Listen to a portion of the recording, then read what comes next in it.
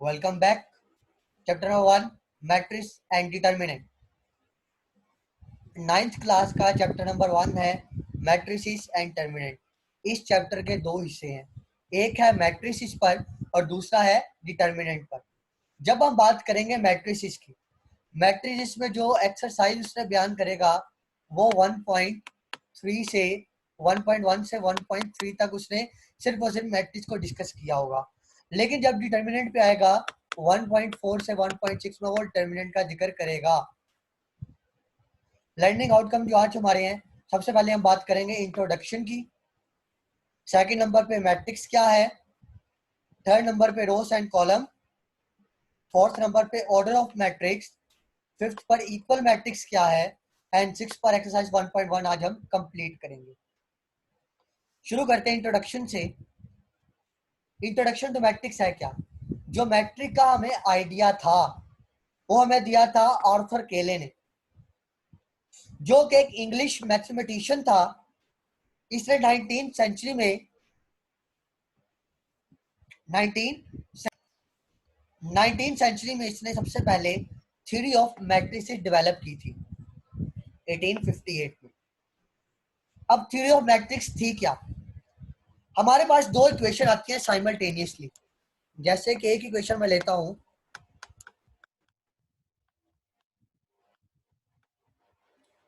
3x + 5y = 4, 2x + 3y = 7. ये दो equation है. इसको सोल्व करने का हमें जो पहले तरीके आप लोग 8 तक पढ़ के आए हो उसमें था साइमल्टेनियस मेथड और दूसरा था एलिमिनेशन मेथड. इसने कहा कि ये दो इक्वेशन हम लोग इकट्ठी हल करना चाहे हम ये थ्योरी ऑफ मैट्रिक्स से भी हल कर सकते हैं. क्योंकि अगर हमारे पास 3 इक्वेशन आ जाए हम एलिमिनेशन मेथड लगा के हल कर लें, लेकिन जैसे ही हमारे पास 3 से ज्यादा इक्वेशन जाती रही हमारे पास सवाल कम्प्लेक्स बन जाएगा. उस सवाल कम्प्लेक्स को हल करने के लिए इसने जो तरीका दिया वो दिया थ्योरी ऑफ मैट्रिसेस. अब यहां पे हम बात करेंगे मैट्रिक्स है क्या. अ रेक्टेंगुलर अरे और अ फॉर्मेशन. एक रेक्टेंगुलर अरे या जो कि क्या है, कलेक्शन ऑफ रियल नंबर से बनेगी. 0 1 2 3 4 4 7 ये हमारे पास फॉर एग्जांपल रियल नंबर है. इसको मैं ऐसे अरेंज करूं और इसको ब्रैकेट्स में बंद कर दूं, उसे हम कहेंगे ये हमारे पास मैट्रिक्स बन गया है.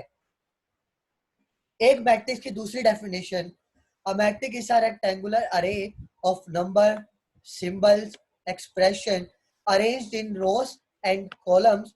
कि मैं इसे रोज और कॉलम में बंद करूं और ब्रैकेट्स बाहर लगा दूं, उसे हम कहेंगे मैट्रिक्स. अब मैट्रिक्स को रिप्रेजेंटेशन का हमारे पास तरीका होगा. इसको हम आमतौर पर जो रिप्रेजेंट करते हैं वो करते हैं कैपिटल लेटर से, जैसे a b c d e f up to z. अब जब बात करेंगे रो की, हॉरिजॉन्टल अरेंजमेंट के जो हॉरिजॉन्टल चीजें आएंगी उसे हम कहेंगे रोज. और जब कॉलम की बात करेंगे जो वर्टिकल होंगे उसे हम कहेंगे कॉलम्स. अब order of matrix, number of रोज और कॉलम को मैट्रिक्स में खास तौर पर लिखने के लिए, ऑर्डर को लिखने के लिए ऑर्डर स्पेसिफाई करेगा रोज और कॉलम को लिखने के लिए. अब मैट्रिक्स एम मैं लेट करता हूं, कोई मैट्रिक्स है जिसके अंदर एम रोज है और एन कॉलम है, तो जो मैट्रिक्स मेरे पास एम होगा उसे मैं कहूंगा इसका ऑर्डर होगा m by n. M represent करेगा नंबर ऑफ रोज को और कॉलम रिप्रेजेंट करेगा नंबर, और एन रिप्रेजेंट करेगा नंबर ऑफ कॉलम्स को. अब इक्वल मैट्रिक्स क्या है. दो मैट्रिक्स उस वक्त इक्वल होंगे जब इसमें ए का ऑर्डर और बी का ऑर्डर सेम हो, पहली कंडीशन. दूसरी कंडीशन उनकी एंट्रीज भी बराबर हो. कितनी चीजें हैं, दो. पहला क्या होना चाहिए, ऑर्डर. दूसरा है उसकी एंट्रीज. जैसे कि बात करते हैं ए मैट्रिक्स. ए मैट्रिक्स हमारे पास है 1 3 1 3 -4 2. अब बी को देखो 2 + 1 3, 4 माइनस 2 2। अब देखा जाए ए और बी दोनों क्या हो गए हैं, बराबर हो गए हैं, तो हम इसे कहेंगे दीस आर इक्वल मैट्रिसेस। अब हम जाएंगे एक्सरसाइज 1.1 पर। Order of the following matrix दिया है। इस सवाल को करने के प्रॉपर स्टेप ये हैं, ये सारे स्टेप आप लोग लिखेंगे तो आप लोगों को शॉर्ट में 2 मार्क्स गेन करोगे। सबसे पहले आप बताओगे नंबर ऑफ रोज कितने हैं। Number of rows m is equal to 2 सैजी 1 2।